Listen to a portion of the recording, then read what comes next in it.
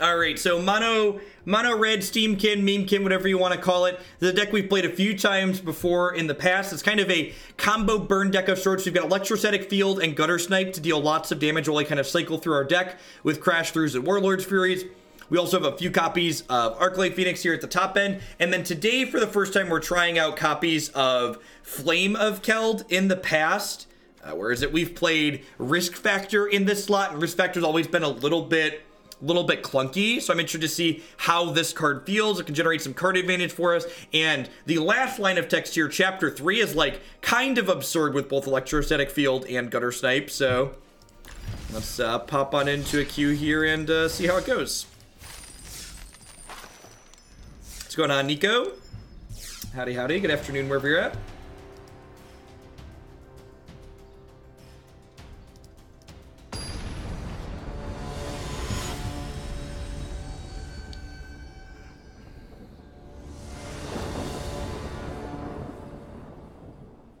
Yeah, costs a lot of mana. It also just like doesn't always draw cards when you want it to draw cards. This is the downside of Flame of Keld though. Although I guess Tormenting Voice can ditch the extra, so it's not even that bad.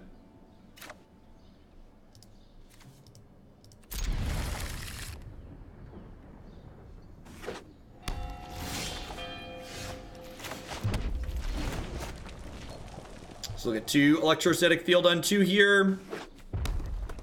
Boros Guild Gate, some kind of aggro deck. Could be Jeskai control as well. There's been a lot of Jeskai control with budget mana bases in the constructed event so far, it seems.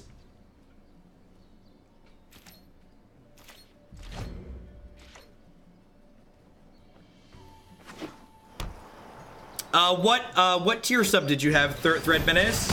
So tier 2 and tier 3 subs can bump something every month, but tier what's it called? Tier 1 subs do not get a complimentary bump in with it. I'm actually just going to go ahead and cast the Warlord's Fury here, because I really want to hit my 4th land next turn, so I just start casting these Arclight Phoenixes. Have you brewed any with Legion Conquistador? No, I don't think I've tried that card in Standard. Well, I guess I'm playing this and just kind of stonewalled here by their Angel.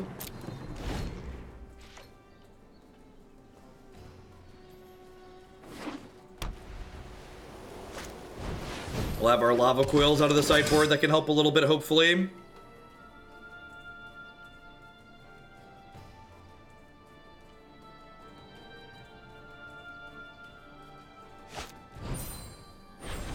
That's pretty good.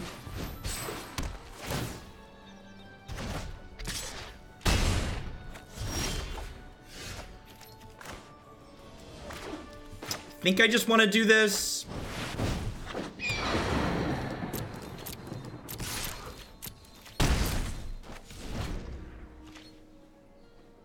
Well, I mean, you want to be proactive, Pikes. Lava Coil's not live in every matchup.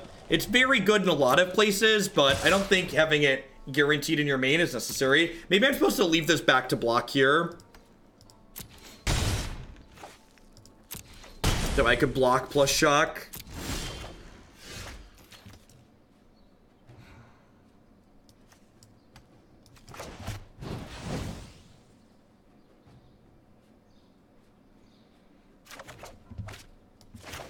Perfect.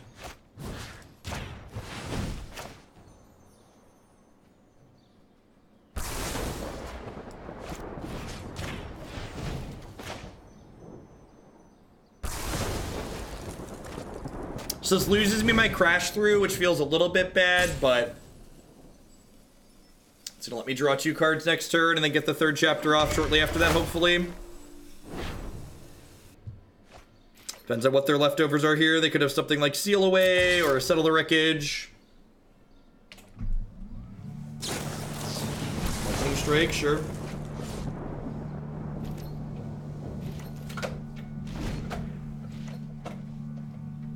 Yeah, another Conclave Tribunal would be kind of brutal for this Flame of Keld.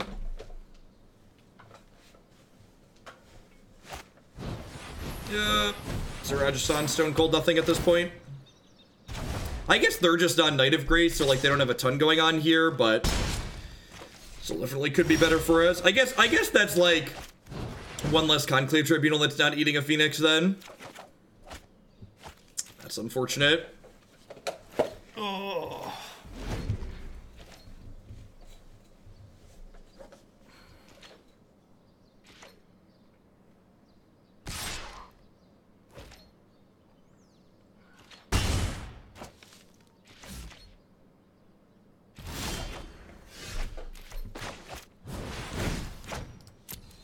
Alright, 2 spells, please. Instants and sorceries. Get me my bird back. Alright. I'll take a redraw.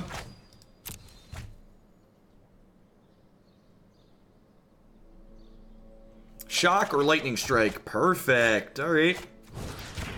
So you're saying there's a chance. That's all I need, chat. All I need is a chance.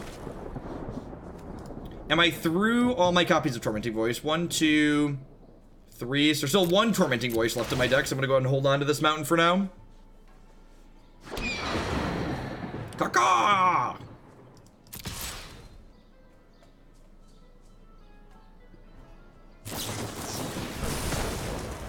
He's dead, Jim.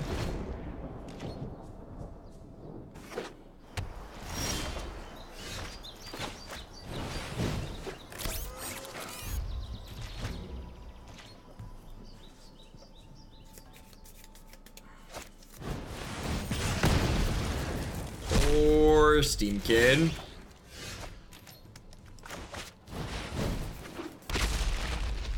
I'm here, but eating. What's going on, Marty?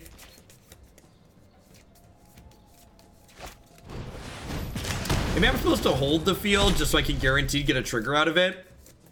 I don't know, they're at 17, so it's not likely to matter. Gonna hold on to our spells for a hot second here to maybe get this Arclight Phoenix back in a little bit. Kind of weird that they lightning struck the Phoenix to not take damage from it instead of just like taking the hit and then untapping and lava coiling it.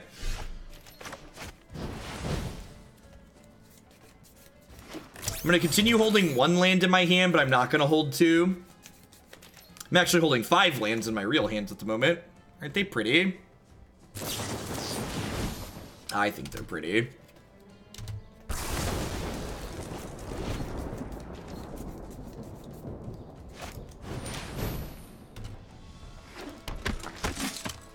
I can't just lightning strike this right away because they'll give it +1/+1.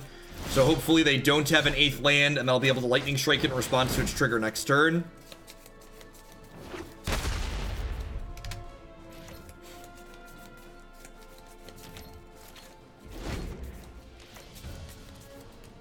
So it's not actually a foil island. So these are actually altars that are done by Hurly Burly, the altarist there. Those are some nice lands. There she is. She does this thing she calls foil, not foil, where with the metallic pen, the card kind of looks foil. So it's very popular for cards that like don't have a foil option, such as like EDH and some legacy cards.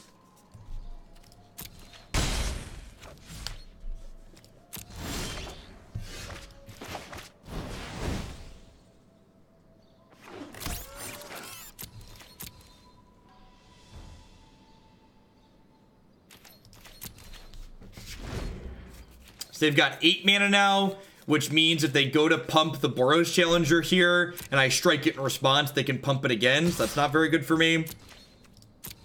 So what's my ideal draw? My ideal draw next turn is like cantrip into second spell. Oh, that's a History of Benalia.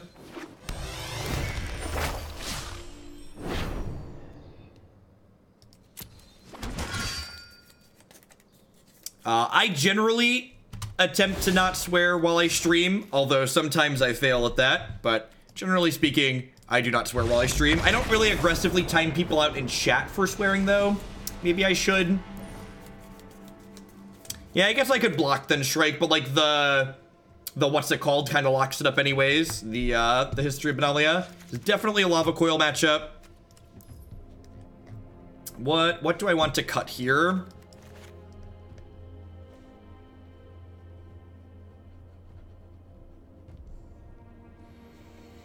Is it a Fiery Cannonade matchup? I think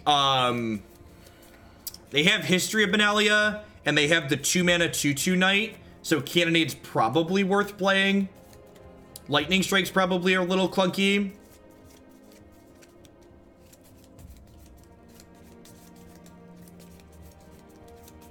Yeah, if you dig back into my YouTube archives, the lessening up on the swearing is something that's definitely happened in like the last 6 to 7 months or so, probably somewhere around that time frame.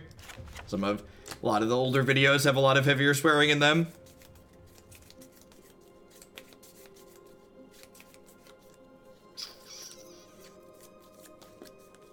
What do I want to cut?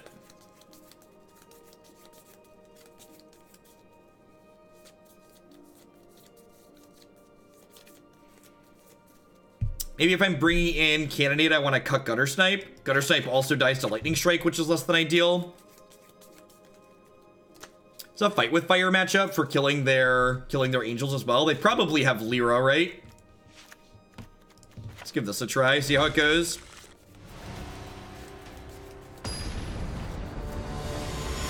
Yeah, I personally don't mind swearing, but I know that there are a number of people who do. So like, if I can have my content reach more people by not swearing consistently, that just seems like all upside for me.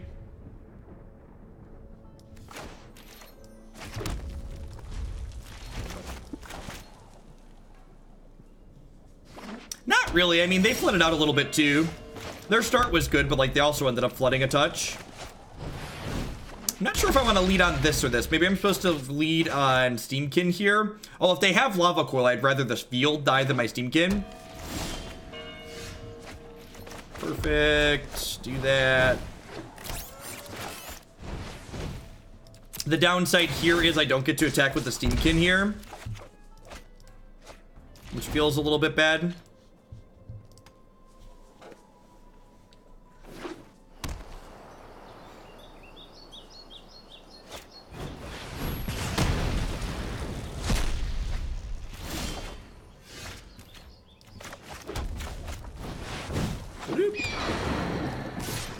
Smack him. Getting the Lava Coil burned on the Steam-Kin's also pretty good for us. Set another one. Whoop.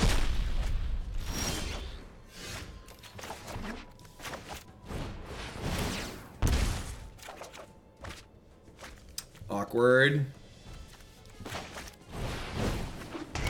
This seems real awkward so far. I'm not sure how I feel about this compared to the risk factors we played previously.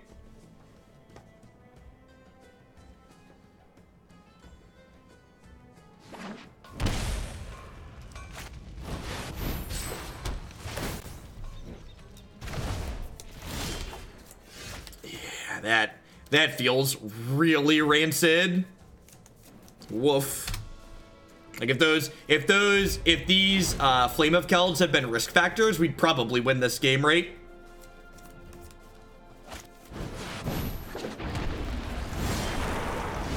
Yeah, maybe there's you split the difference and like play some split of them.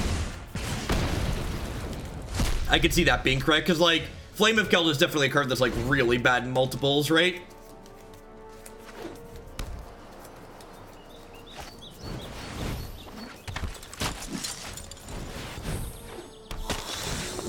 What? Here's someone who's gotten beat up by Mono Red a few too many times.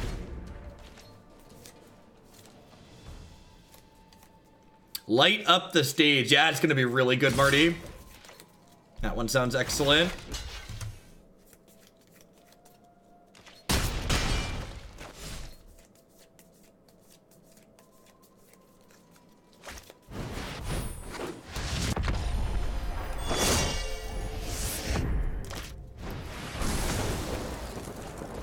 Alright. Okay, alright. Dear Flame of Keld, please win me the game.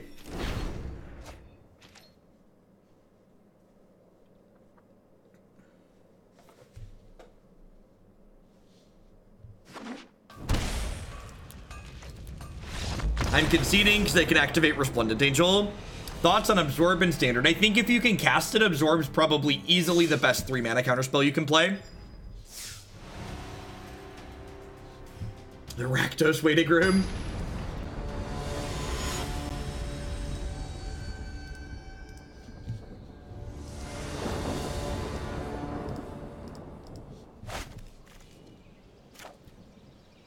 It's fine.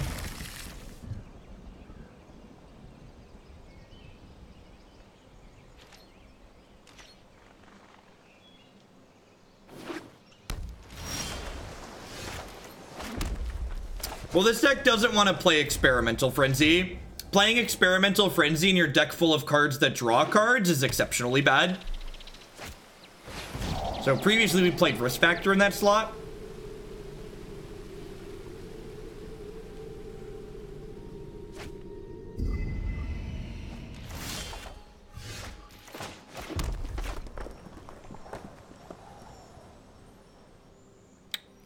I think it's right to lead on Steam-Kin here. See that going either way. Yeah, Absorb's probably fine in a Spur Amulet. It's like we're playing against Blue-Red Phoenix.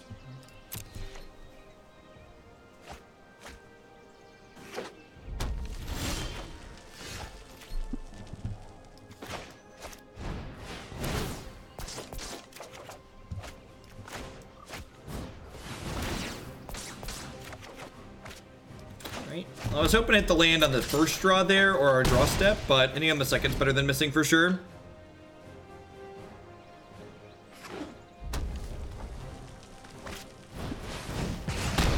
That's sad.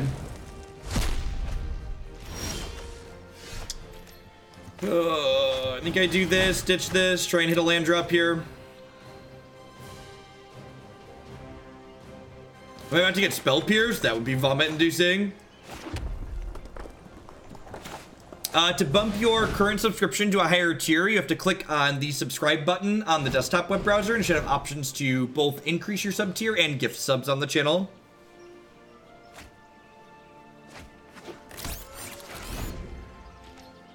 We've gotten Lava Coiled quite a bit so far in this set of games.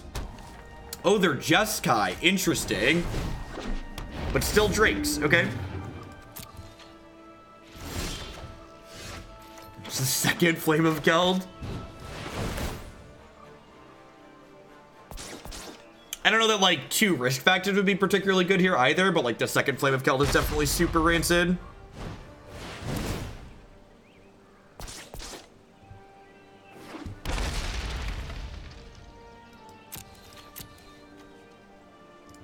I'm gonna go ahead and attack with this. If they have a dive down, I could be in trouble.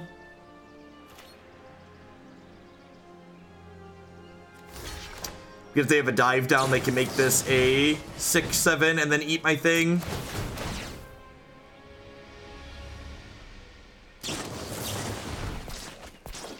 Yeah, that's unfortunate.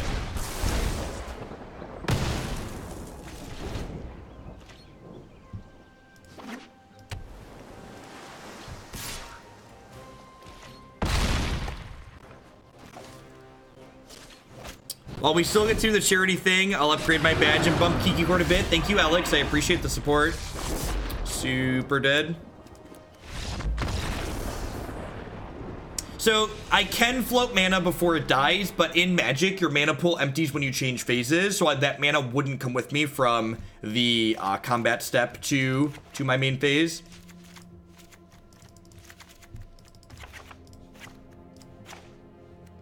I'm just cutting 2 Flame of Kelds in every matchup. Just feels really bad. No, I just don't think we're winning if they have a dive down, so it just, like, doesn't really matter. Do I want Blasting Cannon in this matchup? That might be fine. Flame of Keld's, like, pretty bad.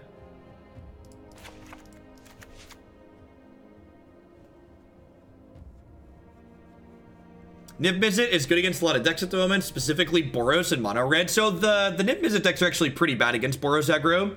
I spent a lot of time playing Boros aggro, and the Boros aggro deck pretty consistently gets under the blue-red decks. Like the Drake step matchup especially is almost a buy for the white-red deck.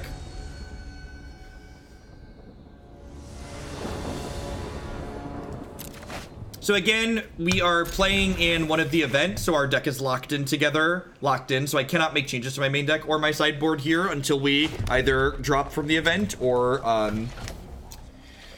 lose out of it or win out of it.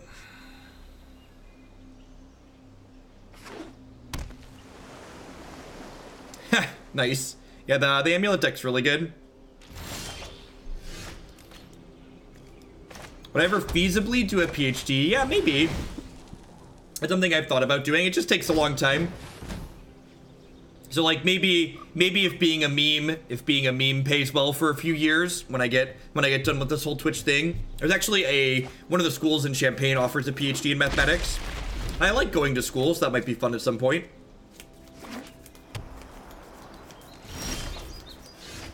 All right, let's get this Guttersnipe going on.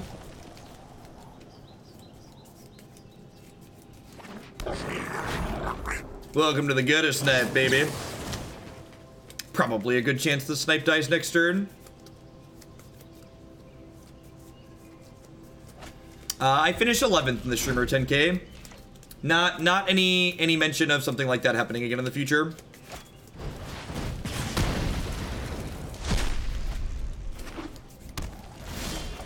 Land here is an excellent draw because it means I get to go ahead and play this Guttersnipe out and then go ahead and cast this copy of Crash Through. I really like when my Lightning Bolts draw a card. Makes me feel good.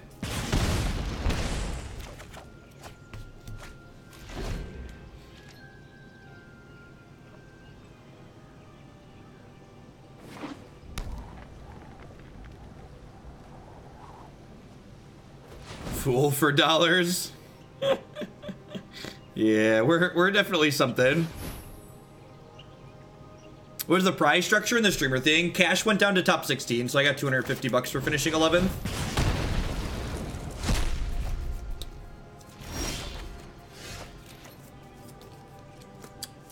Do I want a Tormenting Voice here? I think so.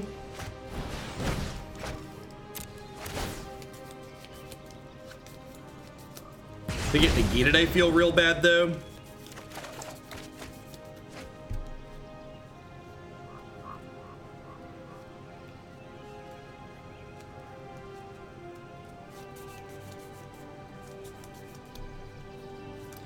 Having a cash tournament and then having it be casual focus seems kind of like an oxymoron.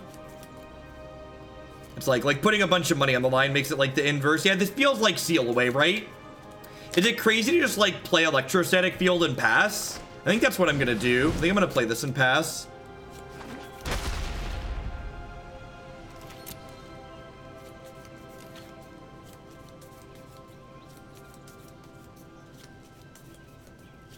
It's also possible I should just like double Crash Through here, but I don't know. I feel like Seal Away is what they're telegraphing by Lava Coiling my 0-4.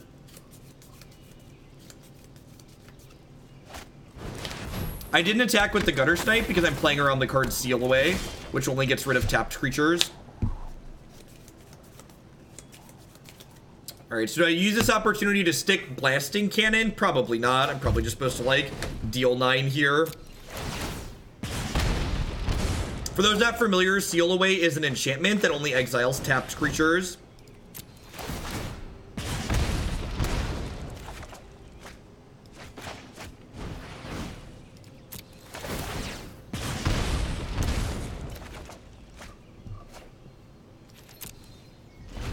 So these are technically lethal next turn if they can't interact with our board, just like Coil.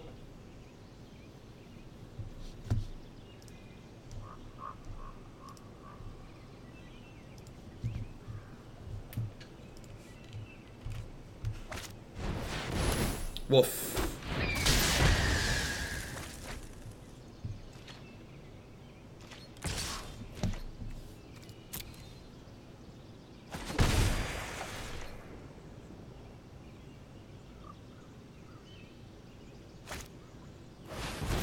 Yep.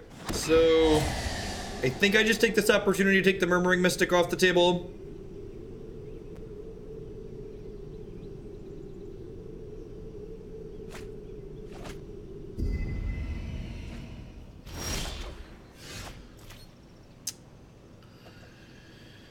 Oh, there's just so many different decision trees from here. I could stick the Blasting Cannon. Yeah, that's probably fair. Yeah, it's probably fair. If I flip this cannon over, they're gonna die real quick.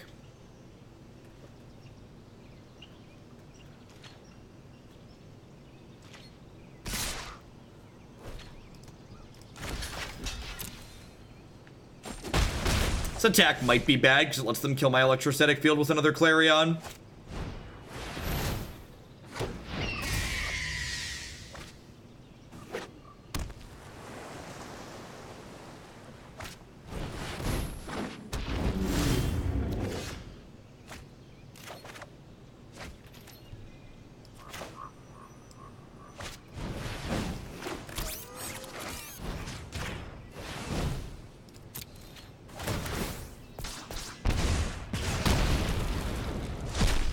Great. Onward, upward, backward, forward.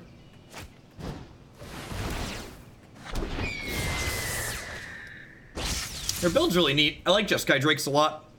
Murmuring Mystic's also a card that I've been very impressed with when we've played blue-red and Jeskai style decks.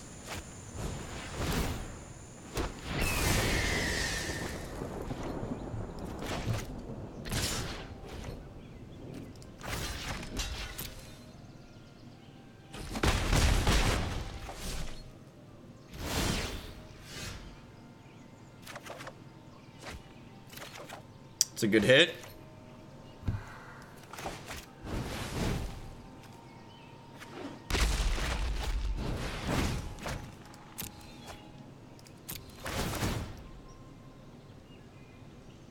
Probably getting counterspelled, but I discarded an extra blasting cannon, so it's not like it's a big deal. Really? Alright, interesting. I didn't discard a Phoenix, so I might want to cast it at some point. Like, I'm pretty unlikely to get to cast 3 spells in a row at any point this game. I don't know, I think it's pretty marginal either way. The Phoenix isn't going to do a whole lot if it gets into play. Look at that seal away we just, like, read into and then played around earlier this game. So we got 2 shots to draw an instant or sorcery next turn, so we can double trigger these fields for lethal. Woof. That's a game 6.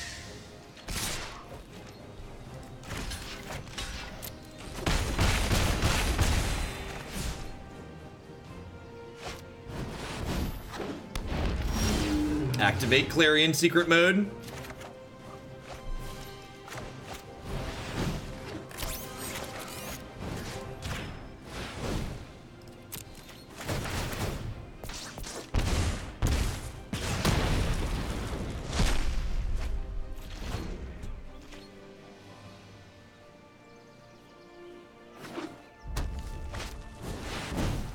Yeah, the lifelink only mode on Clarion is one of the things that's really good in the Jeskai Drake's deck.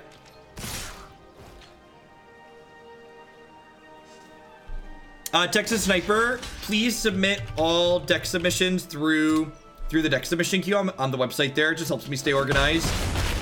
That way I don't have them coming from lots of different places all at once.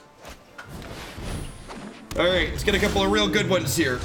That's land, that's another land. So we're dead. We're dead.